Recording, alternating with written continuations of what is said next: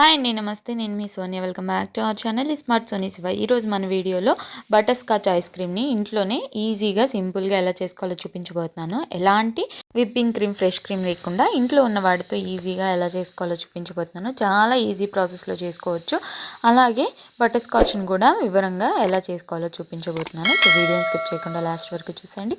మన ఛానల్ని first time చూస్తుంటే సబ్స్క్రైబ్ చేయండి. ముందుగా ఈ బటర్ స్కాచ్ ఐస్ క్రీమ్ కోసం ఒక పాన్ తీసుకోవాలి. అందులోకి ఒక 1/2 లీటర్ వరకు ఫుల్ క్రీమ్ పాలను అయితే తీసుకోవాలి. ఏ బ్రాండ్ అయినా పర్లేదు, బట్ ఫుల్ క్రీమ్ పాలు తీసుకోండి.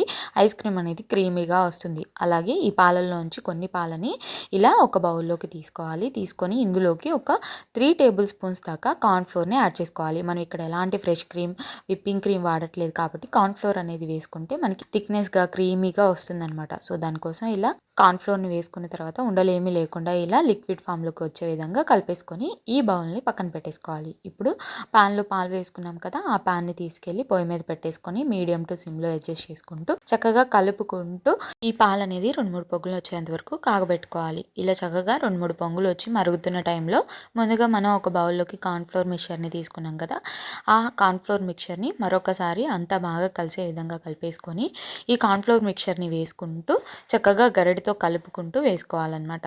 అలాగే వేసిస్తే కనుక కలుపుకుండా ఉంటే ఉండలు కట్టేస్తే, సో కలుపుకుంటూ వేసుకోవాలి. ఇలా చక్కగా సిమ్లో పెట్టేసుకొని కార్న్ఫ్లోర్ మిక్చర్ వేసుకున్న తర్వాత కలుపుకుంటూ 1 నిమిషం పాటు ఉడికించుకుంటే ఇలా క్రీమీ టెక్స్చర్లో దగ్గరికి అవుతుందన్నమాట.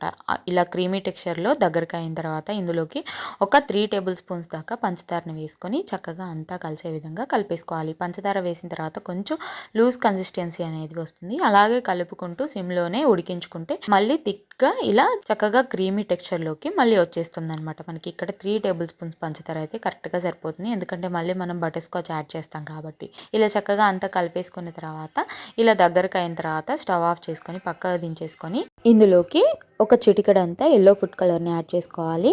కలర్ అనేది ఆప్షనల్ అండి, నేను వీడియో కోసం మాత్రమే వేస్తున్నాను.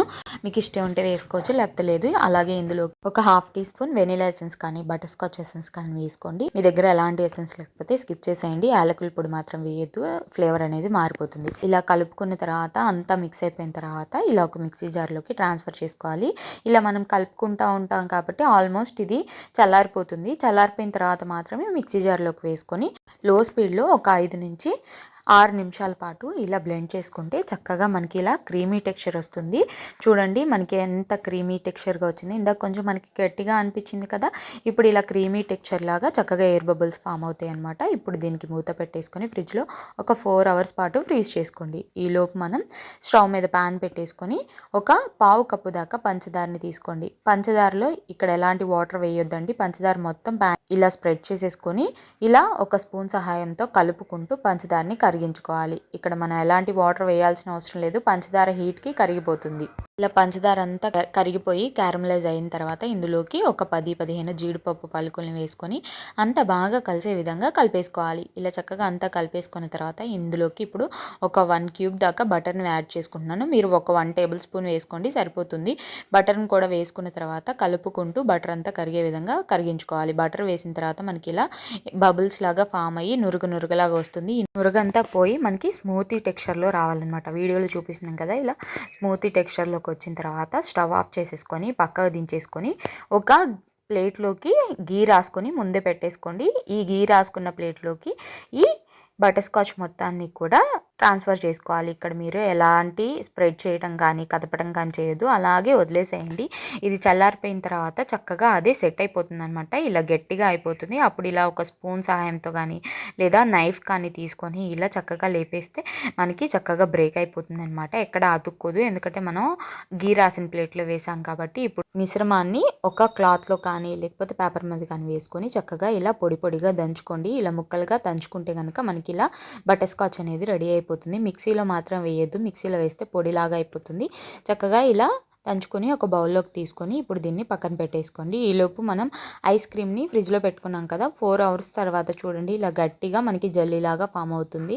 సో ఇప్పుడు ఈ మిశ్రమాన్ని మనం ముక్కలుగా కట్ చేసుకొని మిక్సీ జార్లోకి వేసుకోవాలన్నమాట. ఇలా చక్కగా ముక్కలుగా కట్ చేసేసుకొని మిక్సీ జార్లోకి ఈ ఐస్ క్రీమ్ మొత్తాన్ని కూడా ట్రాన్స్ఫర్ చేసేసుకోవాలి. ఇలా మిక్సీ జార్లోకి వేసుకున్న తర్వాత లో స్పీడ్లో మధ్యలో ఆపుకుంటూ ఒక 10 నిమిషాల పాటు చక్కగా బ్లెండ్ చేసుకోవాలి. 10 నిమిషాలు బ్లెండ్ చేసుకుంటే చూడండి మనకి ఎంత క్రీమీ టెక్స్చర్గా, ఎలా స్మూత్గా, అలాగే ఎయిర్ బబుల్స్ ఫామ్ అయ్యి ఎంత చక్కగా టెక్స్చర్ అనేది వచ్చిందో. మనం ఇక్కడ ఫ్రెష్ క్రీమ్ కానీ విప్పింగ్ క్రీమ్ కానీ వాడట్లేదు కాబట్టి ఇలా 2 టైమ్స్ బ్లెండ్ చేసుకోవడం మూలాన మనకి ఇక్కడ ఐస్ క్రీమ్ అనేది చక్కగా క్రీమీగా వస్తుందన్నమాట. ఇలా బ్లెండ్ చేసుకొని ఒక బౌల్లోకి వేసుకున్న తర్వాత ఇందులోకి మనం ముందుగా తయారు చేసి పెట్టుకున్నాం కదా బటర్ స్కాచ్ని ఒక 3/4 వరకు వేసేసుకోవాలి. ఆ బటర్ స్కాచ్ మొత్తాన్ని వేసేసుకున్న తర్వాత ఇలా చక్కగా కలుపుకోవాలి. మొత్తం కలిసే విధంగా నేను కొంచెం గార్నిషింగ్ కోసం పక్కన పెట్టాను.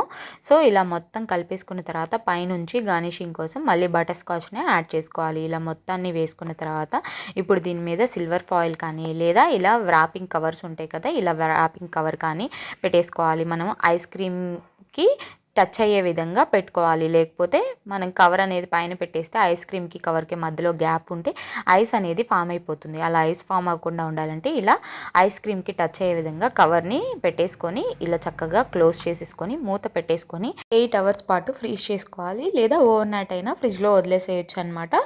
సో నేను ఓవర్ నైట్ ఫ్రిడ్జ్లో పెట్టుకున్న తర్వాత చూపిస్తున్నాను చూడండి. చక్కగా మన ఐస్ క్రీమ్ అనేది చాలా పర్ఫెక్ట్గా వచ్చింది.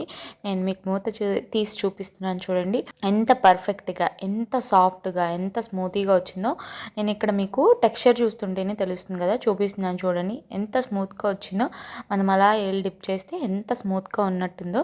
ఇలా చక్కగా బయటకు తీసుకున్న తర్వాత ఒక గుంట గరిటె కానీ లేకపోతే ఐస్ క్రీమ్ స్కూపర్ ఉంటుంది కదా, అది కానీ వాటర్లో డిప్ చేసుకొని ఇలా ఐస్ క్రీమ్ చక్కగా స్కూప్ చేసుకున్నారంటే ఈజీగా వచ్చేస్తుంది. చూడండి ఐస్ క్రీమ్ అనేది మనకి ఎంత పర్ఫెక్ట్గా వచ్చిందో. ఇక్కడ మనం ఎలాంటి విప్పింగ్ క్రీమ్, ఫ్రెష్ క్రీమ్ వాడిపోయినా చాలా పర్ఫెక్ట్గా వచ్చింది కదా. తప్పకుండా మీరు కూడా ఈ బటర్ స్కాచ్ ఐస్ క్రీమ్ని ట్రై చేయండి.